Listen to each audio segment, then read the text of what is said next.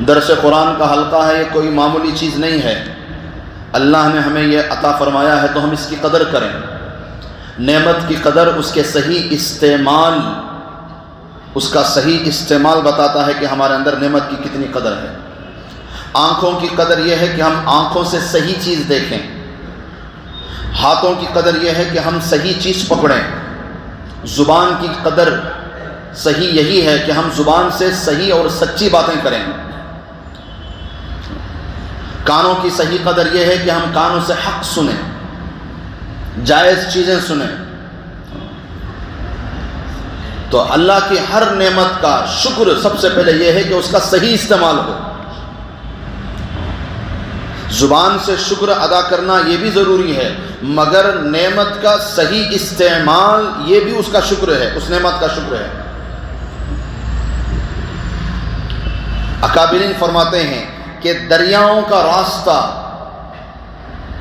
کون بناتا ہے؟ دریاؤں کا راستہ کوئی نہیں بناتا، دریا خود اپنا راستہ بنا لیتا ہے۔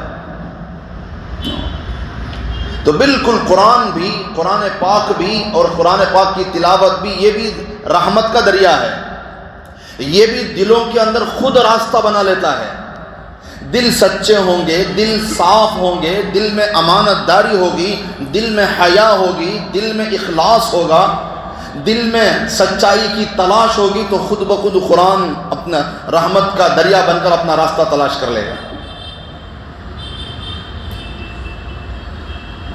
اسی لیے آپ صلی اللہ علیہ وسلم کے مبارک اور خوبصورت اور بہتر زمانے میں غیر مسلم قرآن سن کر ایمان میں آ جاتے تھے، اس لیے کہ قرآن ان کے اندر خود اپنا راستہ بنا لیتا تھا۔ الشعر بھی ہے نا ایک، اتر کر ہرا سے سوئے قوم آیا، اتر کر ہرا سے سوئے قوم آیا، اور ایک نسخہ کیمیا ساتھ لایا۔ وہ بجلی کا کڑکا تھا یا سوت ہادی، عرب کی زمین جس نے ساری ہلا دی۔ تو اللہ کرے کہ اللہ کا کلام رحمت کا دریا بن کر ہمارے دلوں میں جگہ بنا لے، ہماری زندگی میں جگہ بنا لے۔ اس لیے کہ میرے عزیزوں، قرآن جتنا ہمارے اندر اترے گا اتنی ہمارے اندر عاجزی پیدا ہوگی۔ کلام کا ایک وزن ہے۔ جب اللہ کا کلام نہیں ہوگا، اللہ کا ڈر خوف نہیں ہوگا، تو پھر تو انسان میں غرور پیدا ہو جائے گا، پھر انسان میں تکبر پیدا ہو جائے گا۔ انسان کے غرور کی کیا اوقات بتاؤں تمہیں، انسان کے غرور کی اوقات کتنی ہے؟ نہ وہ پہلی بار نہا سکتا ہے، نہ وہ آخری بار نہا سکتا ہے۔ پہلی بار بھی نہانے میں محتاج، آخری دفعہ بھی نہانے میں محتاج، پھر کس بات کا غرور کرتے ہو؟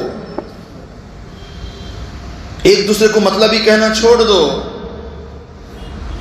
ایک دوسرے کو خود غرض کہنا چھوڑ دو۔ یہاں تو خود ہم مطلبی ہیں، اپنے رب کو تب یاد کرتے ہیں جب کوئی مصیبت پڑتی ہے۔ ہم تو خود مطلبی ہیں، اللہ کو تبھی یاد کریں گے جب کوئی ضرب لگتی ہے، جب کوئی چوٹ لگتی ہے، جب کوئی تکلیف پہنچتی ہے۔ دوسروں کو کیا مطلبی کہتے ہو؟ عزتیں تو اللہ کے کلام سے نصیب ہیں۔ دیکھو پہلے والی صدیوں کے مسلمانوں کو بھی عزت قرآن سے ملی ہے۔ آج کے زمانے میں بھی اگر مسلمان عزت چاہتا ہے تو قرآن سے ہی عزت ملے گی،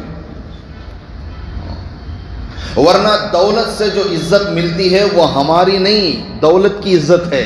دولت ختم تو عزت ختم۔ اللہ ہم سب کو کثرت تلاوت کی توفیق نصیب فرمائے۔ اعوذ باللہ من الشیطان الرجیم، بسم اللہ الرحمن الرحیم۔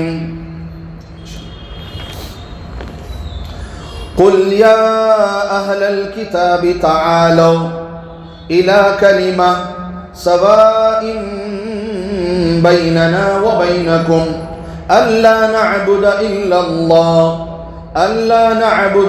اللہ ولا نشرک به شیئا ولا يتخذ بعضنا بعضا اربابا من دون اللہ فإن تولوا فقولوا اشهدوا بأننا مسلمون۔ صدق اللہ العظیم۔ ترجمہ اللہ تبارک و تعالیٰ کا مبارک اور مقدس اور پاکیزہ ارشاد ہے۔ اللہ پاک فرماتے ہیں، آپ فرما دیجئے اے نبی کریم صلی اللہ علیہ وسلم، آپ فرما دیجئے اے اہل کتاب، آؤ ایک ایسی بات کی طرف جو ہمارے تمہارے درمیان مسلم ہونے میں برابر ہے، وہ یہ کہ بجز اللہ تعالیٰ کے ہم کسی اور کی عبادت نہ کریں اور اللہ تعالیٰ کے ساتھ کسی کو شریک نہ ٹھہرائیں، اور ہم میں سے کوئی کسی دوسرے کو رب قرار نہ دے۔ خدا تعالیٰ کو چھوڑ کر پھر اگر وہ لوگ حق سے اعراض کریں تو تم لوگ کہہ دو کہ تم ہمارے اس اقرار کے گواہ رہو کہ ہم تو ماننے والے ہیں۔ صدق اللہ العظیم۔ سورہ آل عمران کی یہ آیت نمبر 60 پر 4 ہے، 64۔ تو میرے عزیزوں، میرے بھائیوں، اوپر سے بات چلی آ رہی ہے وفد نجران کے سلسلے میں۔ ایک شان نزول یا ایک واقعہ جو کل اور اس سے پہلے دن یا پھر سورہ آل عمران کی ابتدا میں جو بیان کیا گیا، ایک شان نزول وہ بھی ہے، ایک دوسرا بھی شان نزول ہے۔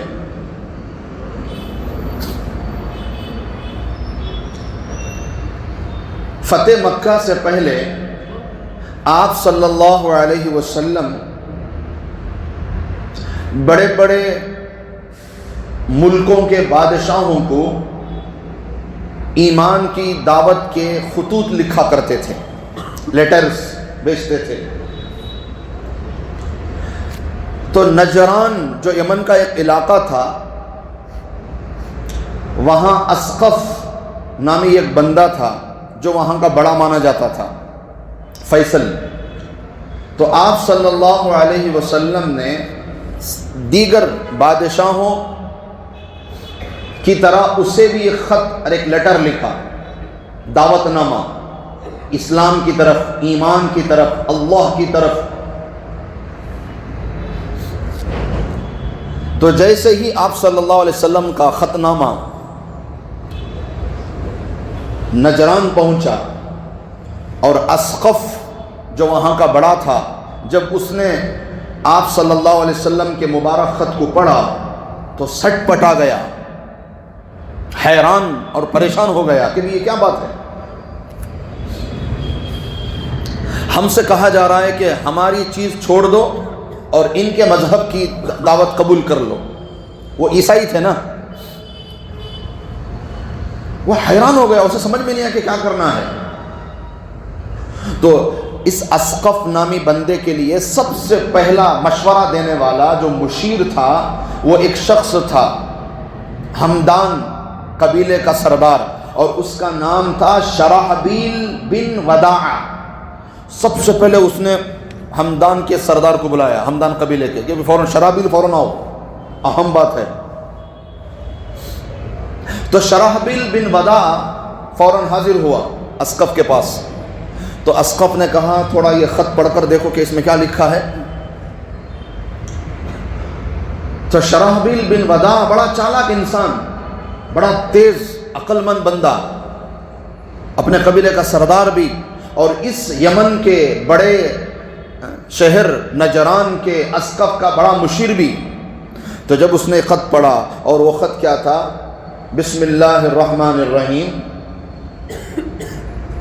ساری تعریفیں اللہ کے لیے، اور میں اللہ کے نام سے شروع کرتا ہوں جو رحمان اور رحیم ہے، اور ساری حمد و ثنا اللہ کے لیے، اور میں اللہ کا رسول حضرت محمد صلی اللہ علیہ وسلم کی طرف سے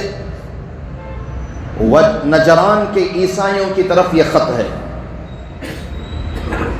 تو یہ شروعات تھی، اور یہ تھا کہ میں ابراہیم اور اسحاق اور یعقوب علیہم الصلاۃ والتسلیم کے جو معبود تھے اللہ، ان کی حمد و ثنا کرتے ہوئے میں تمہیں اپنی نبوت کی طرف دعوت دیتا ہوں، ایک کلمے کی طرف دعوت دیتا ہوں۔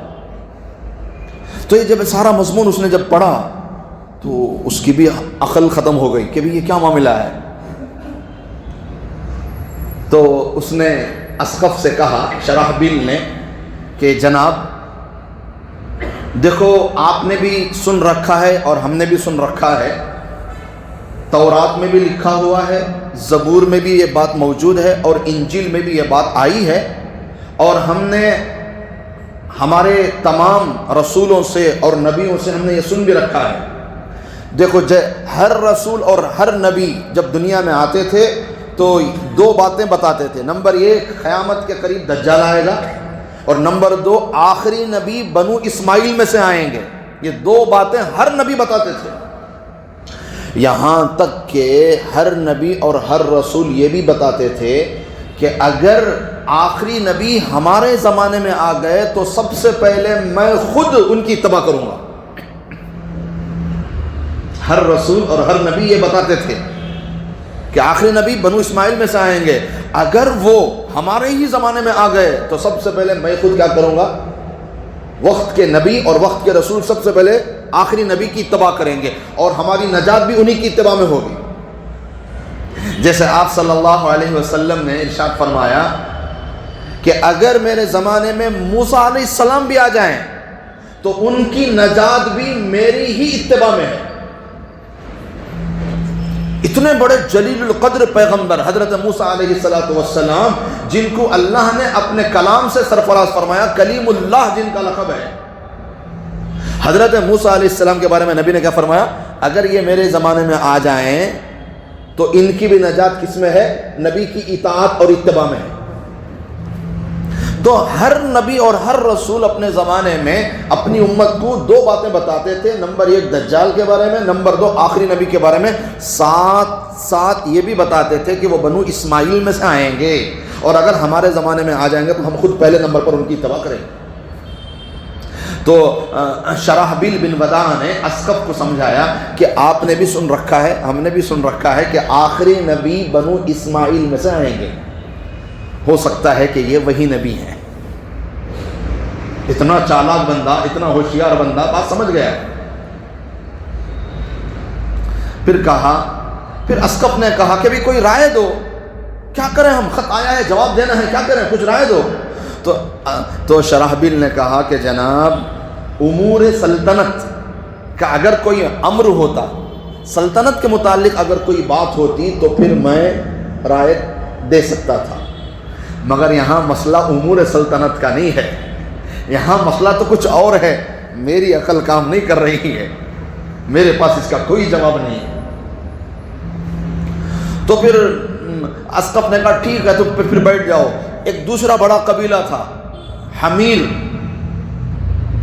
تو اس کے ایک بڑے بندے کو بلایا جو وہاں کے سردار تھے، جو بڑے عقل مند تھے، کیا نام تھا، عبداللہ بن شرحبیل۔ یہ شرحبیل بن وداع اور دوسرا بندہ عبداللہ بن شرحبیل تھا، تو ان کو بلایا گیا کہ ابھی فوراً آؤ، کچھ اہم بات میں مشورہ کرنا ہے۔ جب وہ بندہ آیا تو ان کے سامنے بھی یہی خط پیش کیا گیا، اس نے بھی جب پڑھا تو سیم جواب دیا کہ جناب اگر بات سلطنت کی ہوتی، دنیاوی ہوتی، تو میں اپنی کوئی رائے پیش کر سکتا تھا، یہ زمینی مسئلہ نہیں، یہ آسمانی مسئلہ ہے، اس میں ہم کوئی آپ کو رائے نہیں دے سکتے۔ بات سیم ہو گئی پہلے اور دوسرے والے کی۔ تو اسقف نے کہا تم بھی بیٹھ جاؤ۔ پھر تیسرے بندے کو بلایا گیا، جبار بن فیض، وہ بھی فوراً آئے، ان سے بھی یہی ساری بات چیت ہوئی۔ تو تیسرے بندے نے، تیسرے رائے دینے والے مشیر نے بھی یہی کہا کہ بالکل میری کوئی رائے نہیں ہو سکتی، یہ معاملہ تو کچھ اور ہے۔ تو اسقف نے کہا تینوں کی رائے ایک ہے، تو معلوم ہو رہا ہے یہ کہ معاملہ کوئی اہم ہے، لہٰذا رات کا وقت ہے، لوگوں کو بلاؤ، مشورہ کرنا ہے، لوگوں کو اطلاع دینی ہے۔ اب رات کو اس زمانے میں لوگوں کو اکٹھا کرنے کا طریقہ یہ تھا، بادشاہ نے اسقف نے کہا کہ بھئی ناخوس بجاؤ، نخارے، آگ جلاؤ اور جھنڈے بلند کرو۔ یہ 3 طریقے تھے، ناخوس بجائی جاتی اور چاروں طرف محل میں مخصوص جگہ پر آگ روشن کی جاتی اور جھنڈے بلند کیے جاتے۔ یہ تینوں چیزیں جب ایک ساتھ ہو جاتی تو علاقے والوں کو احساس ہو جاتا کہ کوئی بہت اہم مسئلہ ہے، اسی وقت ہمیں حاضر ہونا ہے۔ تو حکم پر آگ جلائی گئی، ناخوس بجائے گئے اور جھنڈے بلند کیے گئے، سارے علاقے کے لوگ اکٹھا ہو کر آ گئے، حاضر ہو گئے کہ جناب کیا بات ہے۔ تو جب سارے لوگ آ گئے، علاقے والے آ گئے، تو کہنے لگے کہ ہم سب نے پہلے مشورہ کر لیا ہے، لہذا تمہارے سامنے بھی یہ بات رکھی جا رہی ہے، یہ خط اور یہ لیٹر آیا ہے، بتاؤ کیا کریں۔ تو سارے لوگوں نے کہا کہ جناب یہی لوگ ہیں جو ہم سے بہتر سوچ سکتے ہیں، جو تمہارے مشیر ہیں، رائے دینے والے، جب ان کی طرف سے یہ رائے ہے تو پھر ہم کیا جواب دیں گے؟ ہماری تو بس یہی رائے ہے، عوام کی رائے یہ ہے کہ یہی 3 بندوں کو بڑا بنا کر آپ ایک وفد ان کو دیکھ کر مدینہ بھیج دیں، وہ تحقیق کر کے آئیں، بعد میں آگے کی بات بعد میں سوچیں گے کیا کرنا ہے۔ تو اسقف کو عوام کی یہ رائے پسند آئی، تو پھر ان تینوں کو، شرحبیل بن وداع، عبداللہ بن شرحبیل اور جبار بن فیض، یہ تینوں کو بڑا بنا کر ایک چھوٹا سا دستہ دے کر فوراً مدینہ کو بھیجا گیا، جاؤ تحقیق کر کے آؤ کہ بات کیا ہے، مسئلہ کیا ہے۔ تو یہ چھوٹا سا دستہ، یہ چھوٹی سی جماعت سیدھے مدینہ طیبہ آئی۔ مدینہ طیبہ آنے کے بعد اپنی سواریوں کی جگہ لگا دی، اور فوراً انہوں نے اپنے سفر کے لباس کو اتار کر، ان کے پاس ریشم کے قیمتی بنے ہوئے سمیرہ نامی جو اس وقت مشہور کپڑا تھا، اس کپڑے کے، ریشم کے کپڑے کے لباس انہوں نے پہن لیے۔ تینوں بڑے بڑے سردار ریشم کے لباس پہن لیے اور سونے کی انگوٹھیاں نکال کر پہن لی، اس لیے کہ کچھ روک پڑے نا سامنے والے پر۔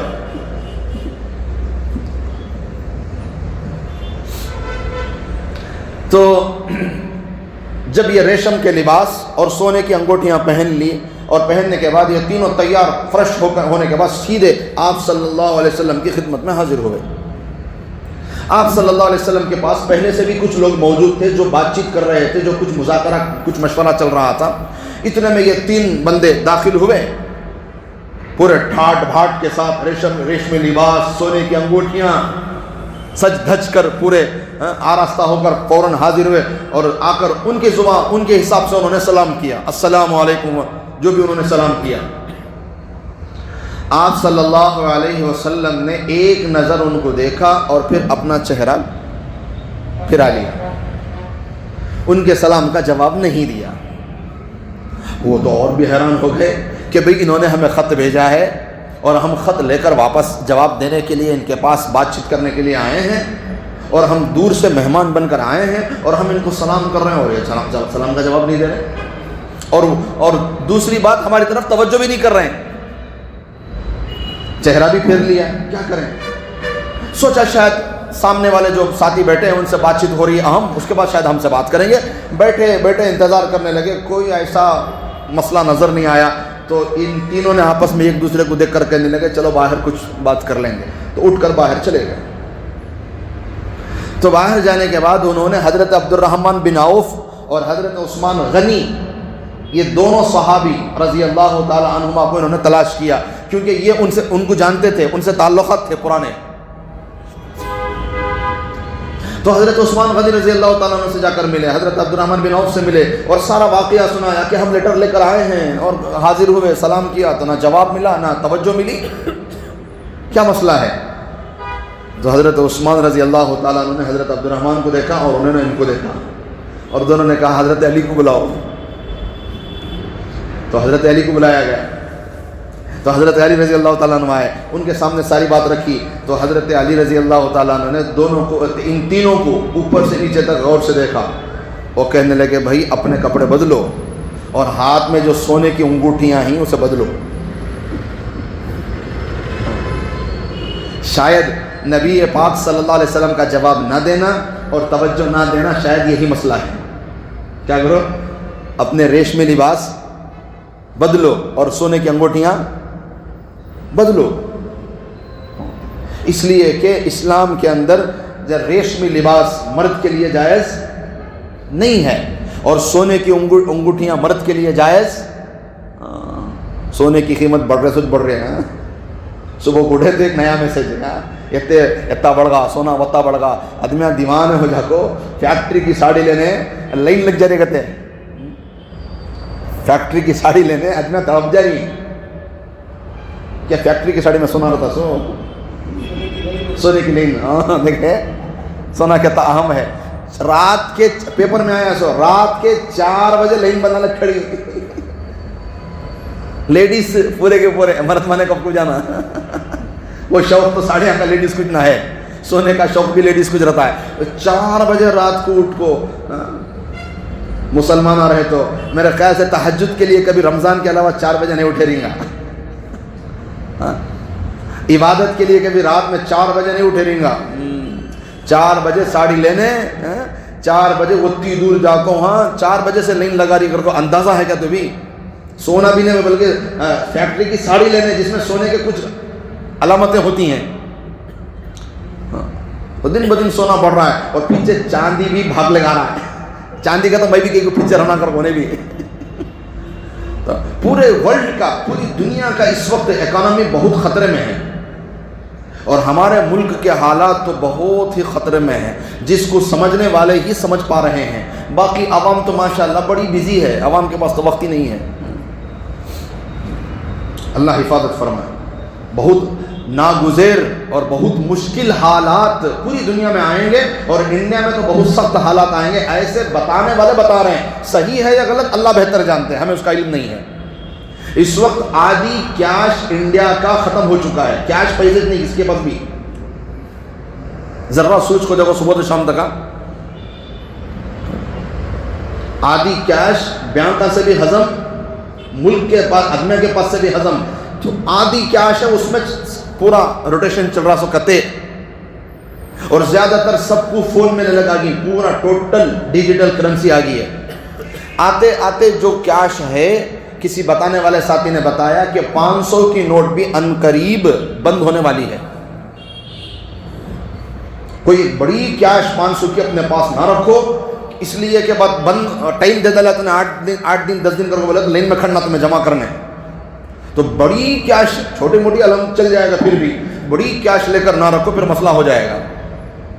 तो ये सारे हालात तजुर्बा करने वाले, हाल पूरी दुनिया को नज़रों के सामने रखने वाले पेश कर रहे हैं कि अब देखो अमेरिका वाला नाश को रख डाल रहा, क्या मिले वो जब उसे नोबल इनाम अमन वाला अवार्ड नहीं मिला तो उन्हें क्या कर रहा, बोलो मैं 9 जंगा बंद कर मुझे तो अवार्ड दिया नहीं, खत लिखो है सो दूसरे वजीर आजम को, मैं इनाम क्या क्या वो मैं नोबल के वास्ते कितनी कोशिश कर 9 जंगा रोका तुम्हें मुझे दिए नहीं, अब मैं छोड़ डालिया, क्या छोड़ डालिया, अमन छोड़ डालिया कहते, अब जुल्म शुरू कर डालिया। सब सुबह को उठा तो माइंड बदला तो बस टेरिफ बड़ा बड़ा को रख डाल रहा है। हिंदुस्तान का टेरिफ तो कहाँ से लगा कि मालूम नहीं। ग्रीन और वो ग्रीन लैंड के ऊपर भी क्या कि लगाता कहते, उसके ऊपर भी क्या कि लगाता कहते, तेल के ऊपर क्या कि लगाता कहते। तोबा तोबा, पूरी दुनिया इस वक्त बहुत खतरे में है। हालात किस तरफ जा रहे हैं, बिल्कुल कुर्ब क़यामत का ज़माना है। हालात कैसे कैसे बदलेंगे मालूम नहीं। बस इस ऐसे नाजुक और फितनों के दौर में मुझे और आपको बस एक ही अहम काम करना है, ईमान की हिफाजत करना। बस अल्लाह हमारे और हमारे औलाद और हमारे ख़वातीन और पूरी उम्मत के ईमान की अल्लाह हिफाजत फरमाए। बहुत नाजुक हालात से चल रहे हैं। मामूली फितना, मामूली ज़माना समझने को फितनों का ज़माना ही नहीं। और इस वक्त का सबसे बड़ा फितना मोबाइल, इस वक्त का सबसे बड़ा फितना मोबाइल है। दज्जाल की तरह है, दज्जाल से कम नहीं है फोन। जैसे दज्जाल आएगा तो हमने सुन रखा है आप सल्लल्लाहु अलैहि वसल्लम की पेशिन गोई की हदीसों में कि दज्जाल जब आएगा तो हालात ऐसे हो जाएंगे कि सुबह का मुसलमान शाम को काफिर हो जाएगा, शाम का मुसलमान सुबह को काफिर हो जाएगा। और दज्जाल अक्सर लोगों को काफिर बना के छोड़ देगा। यही काम फोन भी कर रहा है। न जाने कितने नौजवान बच्चे और कितनी नौजवान बच्चियां रात के अंधेरे में अपनी इज्जतों को नीलाम कर रहे हैं और अपने ईमान को तबाह कर रहे हैं। यह सब फोन का मसला है। चीजों की खरीदारी की तस्करी हो रही है फोन में जबरदस्ती। पहले तुम्हें दुकान को जाकर देखते तो चीजें लेने का इरादा होता था सुना। अब तुम ना बैठे बैठे दिन में 100 चीज़ें भेजती, तुम्हारा दिल ना चाहते हुए भी क्या तुम्हें खरीदनी, तुम्हें जरूरत नहीं है तो भी खरीदनी। पहले तुम्हें महीने में एक बार, हफ्ते में एक मरतबा दुकान को जाते थे, मॉल को, तो देखते थे चीज़ें, तब तुम ना क्या कि लेना समझ में आता था। अब सुबह से शाम तक तुम ना ऐडा इतने भेजनी तुम्हारे दिमाग को काबू पा ली। 100 किस्म की चीज़ें भेजे तो क्या तुम्हें खरीदती, हालांकि उसकी ज़रूरत भी नहीं रहती। قسم کا ظلم چل رہا دماغوں پر، سارے ہمارے دماغ اکویر کر لیے جا رہے ہیں دھیرے دھیرے فون کے ذریعے. یہی حال دجال کے زمانے کا بھی ہوگا کہ دجال جب آئے گا تو پوری دنیا پر اثر ہوگا اس کا. اور آج اس فون نے سب پر اثر کر کے چھوڑ دیا ہے. نوجوان بچے تو فون کے اشارے پہ کام کر رہے ہیں. فون میں جو باتیں آ رہی ہیں ہم اسے صحیح سمجھ رہی، جو چیزوں سے روک رہی ہمیں رک جا رہی، کیا کرنے فون میں آ رہا وہ ہمیں کر ڈال رہی. اللہ حفاظت فرمائے اس فتنہ. اب بعض اکابرین نے تو کہا کہ پوری دنیا کی تاریخ میں فون جیسا فتنہ آج تک نہیں آیا.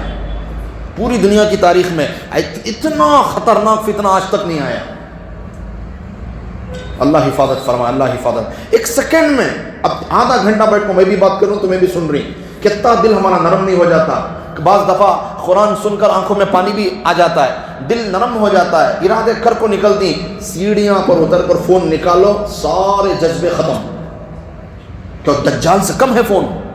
ایک سیکنڈ میں تمہارے سارے آدھے گھنٹے کی محنت پر پانی پھیر دے گا. تو اس لیے ضرورت جتنی استعمال کرو، بس کم ڈاٹا رکھیں، ضرورت پر استعمال کریں. ایک بالکل وقت بنا لیں کہ بھی اتنا ہی مجھے وقت فون استعمال کرنا ہے اور وہ ضروری کام کرنا بس. اور 2 GB 4 GB فری دے رہی کو فری کا دلا لے رہی. اب سرانے کے واسطے بیٹھ رہی تمہیں خالی. اب تمہیں دلالے بھی 5G فری ہے، اب سرانا وہ کہ تو پیسے وصول کرنا. 800 روپے دیو حضرت میں وصول کرتا ہوں. وہ شادی میں 1000 کا لفافہ ڈال دلا تو وصول کرتے نہیں. 2 کے بجائے 4 جامنا کھا کو، 2 کے 4 مٹھے کھا کو. اپنی بات کر لے رہے بھی ماشاء اللہ تمہیں ویسا نہ ہوئے. 1000 کا لفافہ دیوں پورے جنے مل کو وصول کرنا، اگر فیملی کو سمجھا لگ جاتی.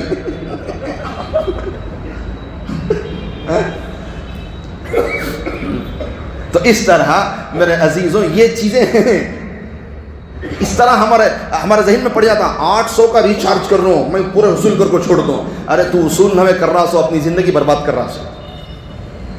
800 روپے کا تو انلمیٹڈ ڈاٹا استعمال کرے گا. تو کیا ہونا، تیرا دماغ کیا ہونا. کوئی جذبات ہی نہ رہے انسان کے اندر. اللہ معاف فرمائے، کوئی جذبہ نہیں. 100 دفعہ دیکھ ڈالے، صبح کو یہاں مرڈر ہوا، شام کو بنگلور میں ہوا، وہاں کا کہ یوپی میں ہوا، شام تک دل مردہ. افسوس ہی نہیں ہم نا. ضمیر مر رہا ہے، ضمیر ہمارا روز مر رہا ہے. یہاں کا ایک حادثہ، پہلے خالی میسور میں کیا تھی نیوز دیکھ لے کو ذرا افسوس کر لیتے تھے. اب پوری دنیا کی نیوز ہم نہ کئی کو بھائی، وہاں کون کی مر رہا ہے، وہاں کون کی مر رہا ہے، امریکہ میں کون کی مر رہا ہے، وہاں کہاں کی. ہم نہ کیا ضرورت نہیں، فون میں آتی میسج. ہو صبح ہی فون آن کرے تو خون میں لت پت لاشاں دیا روڈ پر بڑھتی ہیں، دیکھتا کو دماغ خراب ختم. اب اس کی 1 دیکھے 2 دیکھے 3 دیکھے، اب اثر ہی نہیں ہو رہا ہے، اندر کا مر گا. تو میرے حال میرے عزیزوں، یہ سونے پر میں نے کہا تو یہ ان تینوں کے ہاتھ میں سونے کی انگوٹھیاں تھیں اور ریشمی لباس تھا. تو حضرت علی نے فرمایا نکالو بدلو. تو فوراً انہوں نے جا کو کپڑے بدلے، سیدھے سادے کپڑے پہنے اور انگوٹھیاں نکال کر رکھی. اور جب آئے دوسری مرتبہ تو آپ صلی اللہ علیہ وسلم نے سب سے پہلے سلام کیا اور فرمایا کہ آپ برا نہ مانیں، جب آپ پہلی مرتبہ میرے پاس حاضر ہوئے تو آپ کے ساتھ شیطان آیا ہوا تھا. آپ کے ساتھ کون آیا تھا؟ اس سے اندازہ لگا لیں ریشمی لباس اور سونا اگر آپ کنٹینیوس استعمال کریں تو شیطان تمہارے ساتھ رہتا. جو استعمال کرنا بس انہوں کریں دے، خواتین مرد اس کا استعمال نہ کریں. تو آپ صلی اللہ علیہ وسلم نے پھر ساری بات چیت کی. تو انہوں نے ساری بات چیت سنائی، حضرت عیسیٰ علیہ السلام کے بارے میں عقائد بتائے. تو آپ صلی اللہ علیہ وسلم کے اوپر یہ آیتیں اتری، ان مسئلہ عیسیٰ سے لے کر کاذبین تک یہ ساری آیتیں اتری. اور آپ صلی اللہ علیہ وسلم نے ساری تفصیل بتائی قرآن کی روشنی میں. مگر یہ 3 جنے بھی ماننے تیار نہیں ہوئے. تو آپ صلی اللہ علیہ وسلم نے فرمایا تو پھر مباہلہ کریں گے، آ جاؤ. تو یہ تینوں بولے رات کا وقت دیو ہمیں سوچ کو بولتی کرو. رات میں ایک دوسرے سے بولے دیکھو بھئی ہمارے علم کے مطابق نا سچے نبی، اگر ہمیں ان سے مباہلہ کرے تو ہمارا وجود نوے، ہمارے ناخنہ اور بالاں بھی بچتے نہیں. یہ بات خود بولے سنو آپس میں، انہوں سچے نبی انہوں. اگر ہمیں ان سے مباہلہ کرے تو ہمارا وجود تو وجود، ہمارے سر کا ایک بال اور ہاتھ کا ایک ناخن تک باقی نہ رہے، سب ختم ہو جائیں گے، تباہ ہو جائیں گے. اور اگر ہم نے انکار کر دیا تو ہم سب سے پہلے انکار کرنے والے ہو جائیں گے. اور پھر موت تک مصیبتیں آتی رہیں گی اللہ کی طرف سے، یہ اتنے اچھے باتیں کرنے والے قبول نہیں کریں۔ اگلے دن آپ کو بولے تو آپ کچھ فیصلہ کرو، ہمیں مباہلہ کرنے کے لیے تیار نہیں۔ تو آپ صلی اللہ علیہ وسلم نے فرمایا کہ میں طے کروں گا تو آپ کے لوگ مان لیں گے۔ تو جو مین اہم بندہ تھا شرحبیل بن ودا، اس نے کہا میری بات تو سارے نجران کے لوگ مانتے ہیں، آپ مجھے تحریر بنا کر دیں پھر میں ان کو منوا لوں گا۔ تو پھر آپ صلی اللہ علیہ وسلم نے وہی کل والی باتیں طے فرمائیں کہ 2000 جوڑے دینے ہوں گے، رجب میں 1000 اور سفر کے مہینے میں 1000۔ جب کہیں قریبی تمہارے علاقوں کے ہمارے مسلمانوں کا لشکر جب دشمنوں سے جنگ کرے گا تو آپ کو یہ 30 اونٹ، 30 گھوڑے، 30 زرہیں آپ کو عاریتاً دینے ہوں گے۔ جب جنگ ختم ہو جائے گی تو آپ کی چیزیں آپ کو واپس کر دی جائیں گی، اگر اس میں کوئی نقصان ہوگا تو ہم اس کی بھرپائی کریں گے۔ یہ ساری چیزیں طے کر کے پھر ان سے دستخط لے لیے اور پھر ان کو جو ہے وہ واپس تحریر نامہ بنا کر دے دیا گیا۔ یہ تینوں واپس اپنے علاقے نجران یمن میں پہنچے اور سب کے سامنے پڑھ کر سنایا تو سب نے قبول کر لیا۔ اسی لیے حضرت محمد بن اسحاق فرماتے ہیں کہ سورہ آل عمران کی ابتدا کی 80 پر 6 آیتیں اسی وفد نجران کے سلسلے میں اتری ہیں۔ سورہ آل عمران کی جو شروعات کی 80 پر 6 آیتیں ہیں وہ سب کے سب نجران کے علاقے والوں کے لیے اتری ہیں، ان کو سمجھانے کے لیے۔ اور حضرت امام زہری فرماتے ہیں کہ آپ صلی اللہ علیہ وسلم کے زمانے میں سب سے پہلے ٹیکس اور جزیہ دینے والے یہی لوگ ہیں، نجران کے لوگ۔ اس کے بعد پھر وہ سلسلہ آگے چل پڑا، اس لیے کہ اس سے پہلے فتح مکہ سے جزیہ والی آیت 2 مرتبہ اتری ہے، ایک مرتبہ فتح مکہ سے پہلے، ایک مرتبہ فتح مکہ کے بعد۔ خاتل الذین لا یؤمنون باللہ ولا بالیوم الآخر، سورہ توبہ آیت نمبر 20 پر 9، یہ جزیہ والی آیت ہے، یہ 2 مرتبہ اتری ہے، ایک مرتبہ فتح مکہ سے پہلے اور ایک مرتبہ فتح مکہ کے بعد، اس لیے کہ خطوط بھیجنے کا جو سلسلہ ہے وہ فتح مکہ سے پہلے کا ہے، اور یہ وفد نجران جو آیا ہے یہ فتح مکہ کے بعد آیا ہے۔ تو وہاں خطوط میں بھی جزیہ کا ذکر ملے گا اور یہاں وفد نجران کے پاس بھی جزیہ کا ذکر ملے گا۔ تو اس لیے میرے عزیزوں اس آیت کو علماء فرماتے ہیں 2 مرتبہ یہ آیت اتری ہے۔ تو میرے عزیزوں یہ ایک دوسرا نقشہ ہے جو کتابوں کے اندر لکھا ہوا ہے، جس کو میں نے سنانا ضروری سمجھا۔ بس اللہ تعالیٰ سے دعا ہے کہ اللہ تعالیٰ ہم سب کو یہ جو باتیں ہمارے سامنے آئی ہیں جو عبرت اور عمل کے قابل ہیں، اللہ ہم سب کو اس پر عمل کی توفیق نصیب فرمائے۔ الحمدللہ رب العالمین۔ اللہم